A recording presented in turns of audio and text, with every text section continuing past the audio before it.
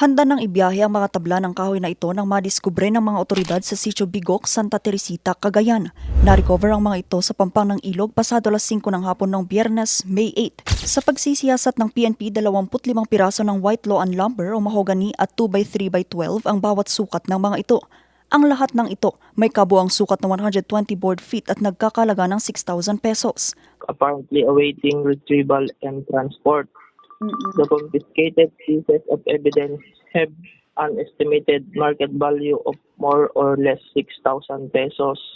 The confiscated items were brought to Santa Teresita Police Station for proper documentation and temporary custody.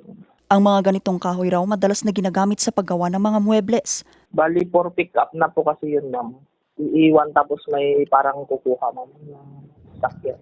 Agad na isinailalim sa recovery operation ang mga nakumpiskang kahoy at dinala sa Santa Teresita Police Station para sa dokumentasyon.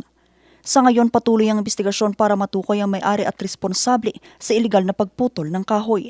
Samantala na sabat ng mga otoridad ang tinatayang mahigit 1.5 milyong pisong halaga ng iligal na kahoy sa checkpoint sa barangay Nagsabaran, Jadin, Nueva Vizcaya.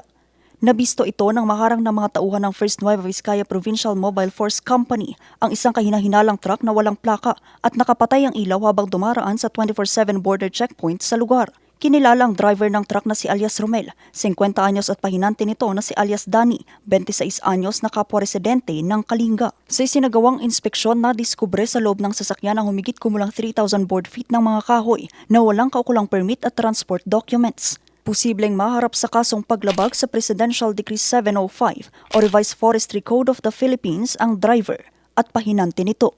Vanessa Bugtong, RNG News.